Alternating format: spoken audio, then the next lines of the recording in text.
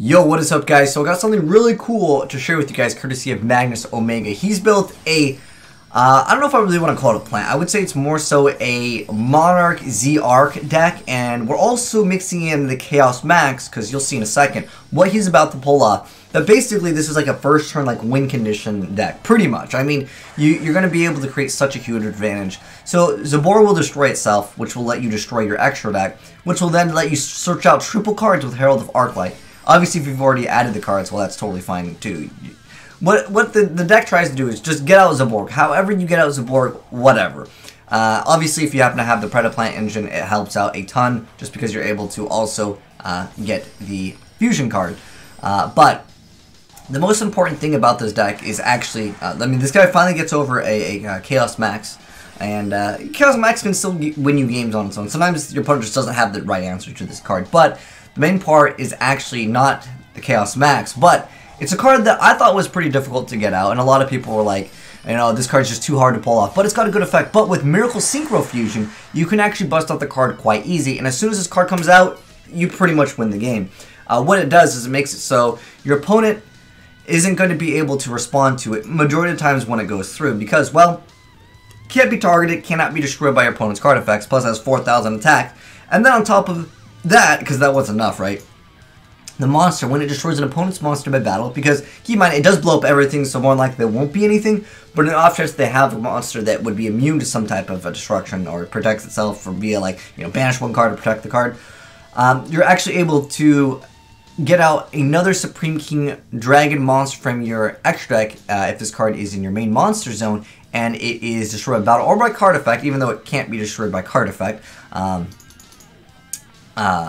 You get to place it in your Pendulum Zone, and then in the Pendulum Zone, it's actually got a pretty good effect, and the Pendulum Zone's effect is your Fusion, Synchro, and Exceed monsters your opponent controls cannot activate their effects, and then, once per turn, when a card is added, when your opponent adds cards from their deck to their hand, except for during the draw phase, you can just destroy that card. So, I'm going to go through a few different plays here. It'll show you guys, not necessarily like different combos, but more so like different fields that you can make. But pretty much, if you open up Lone Fire, you're pretty much good to go. You've won the game. Very few decks can really respond to this. I guess technically, if you're Ash Blossoming or, you know, getting rid of like a Lone Fire effect, but pretty much all you need really is Zaborg's effect. I mean, having the Lone Fire really just makes it so much easier because you've got like extra monsters, and then of course the Brilliant Fusion gives you that additional summon. You can play double summon. It's just like the idea is cool because Z-Arc is a really good card.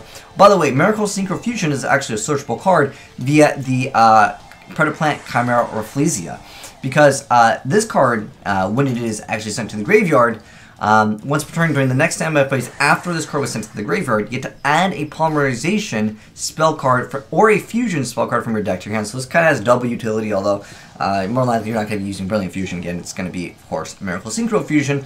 And you guys can see he's making pretty good boards here. I mean, he's busted out Chaos Max once again, and he's going to have Z-Arc, so that's an easy OTK. He's Training Torrential Tribute, but these cards are being doing anyways, so that's an easy 8k damage, easy. Although this guy kind of GG'd a little early. Technically he had 9,000 life points, but top decking out of this, good luck, man, because as soon as he like adds a card, you can destroy it with Z-Arc if it's in the Pendulum Zone, but if it's in the Monster Zone, well, you're pretty much going to be winning the game anyways. But we've got two more replays to show you guys a few extra varieties over here, and I guess the consistency of the deck, because that's pretty important. Like I mentioned before, once you pulled off the combo, unless they have like an Ash Blossom, you're pretty much going to be good to go in this deck, because it's kind of the same thing over and over here. It's just basically adding the 3 cards via the Heralds, and then that lets you basically survive your extra turn. Now in this case he happens to have Miracle Synchro Fusion, so you can go for it turn 1. Now, there's another thing with Miracle Synchro Fusion that I wanted to mention here. Even if you draw it, you draw multiples, right? You could just set the card, and if it's destroyed by your opponent's card effect, you get to actually draw a card. So, hey, that's not too bad there. If you happen to have like a brick hand, you could just set it. If they destroy it, that'd be good to go next turn. But pretty much, like, this card is already almost a win condition against certain decks if they don't just happen to have that right card to just get rid of it, which sometimes they just don't draw. And then on top of that, you have this, which is pretty much immune to everything. And if it dies, you're going to be set anyway. So it's a really tough deck to face up against.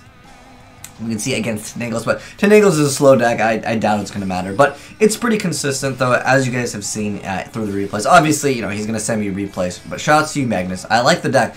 It's a cool idea. And like you said, I haven't seen anyone bust out a Supreme King Zark, because not only was the card kind of difficult to get out already, but on top of that, during, of course, the Link era, obviously it makes things a little bit more difficult here. But you've shown that it's pretty easy, of course, with Miracle Synchro Fusion, because if you guys didn't know, to actually bust out this card, the opponent just says, you know what, dude, you got me, homie.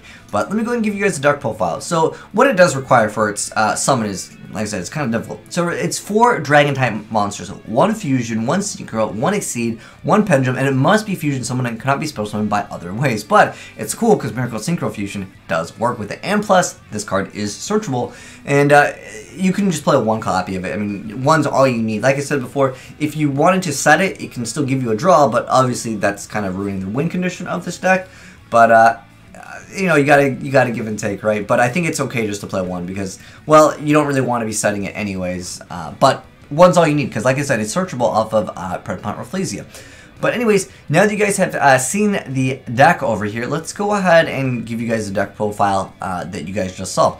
But anyways, first off, we got 1 Gem Knight Garnet, we got 3 copies of Erebus, we got 3 copies of Zaborg, 1 copy of Aether, and then of course we got the Trick Clown, and then we have 3 copies of Scorpio, 3 copies of Darling Cobra. In the OCG, this card actually did get hit. I'm not sure, I mean, depending on that ban list, this might not be a viable deck in the future, but I would say if all you need is either one of the Predaplant cards, this is the, you someone wants to spell, okay, so all you need is to not have 3 of these cards in your hand, which, you know, if you're running 3 of that makes it much easier. But you just need either Scorpio or Lone Fire, and pretty much you'll be set up for the combo. It's pretty consistent. In fact, this is a deck that I would consider slightly cheesy. It's not the most cheesy deck because it's pretty consistent. I mean, you have 3 Lone Fires. You obviously have the Monarch draw engine as well. But on top of that, you have Brilliant Fusion, of course, for the extra summon.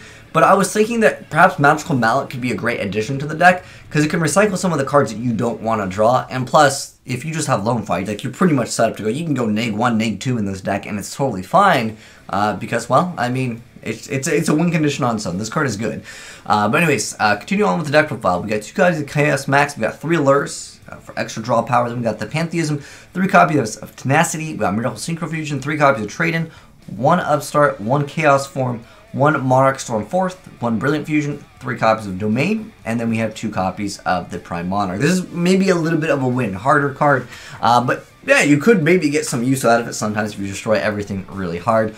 But like I said, I feel like some of these cards might be unnecessary. Like, I honestly feel like if you throw Magical Mallets, you could probably get this deck to be super, super consistent, but I wanted to give you guys the original one, but obviously you can make changes to the deck if you'd like. But anyways, we got 2 copies of Supreme King Zark, we got Interior Exterio, we got Starving Venom Fusion Dragon, Rafflesia, Gem Knight Seraph Knight, Interior Barkion Beast, 3 copies of Herald of Arclight, of course, search out your stuff. Then we have number 38, Durandal, Dante, and of course, Boiler Dragon. Really good stuff indeed. But man, this deck is actually pretty cool. But let me know, guys, if you guys would make any suggestions to improving this deck. I might want to try this deck out just like once or twice during the live stream. I don't know. It's really cool because, like I said, after Link era, I just haven't seen anyone really try to even bust this card out. But he made it look really easy and really consistent. But anyways, that is the Supreme King Zark Monarch deck. Really cool stuff indeed. But thanks for watching, guys. Hope you enjoyed the vid. If you did, go ahead and drop a like on it. And if you're new to the channel, hit the subscribe button to see more Yu-Gi-Oh content. And lastly, if you guys got any cool replays, I love checking out what you guys in the community make, like this one over here. Send in the replay files if you'd like to be featured on the channel. But anyways, thanks for watching, guys, and I am signing out.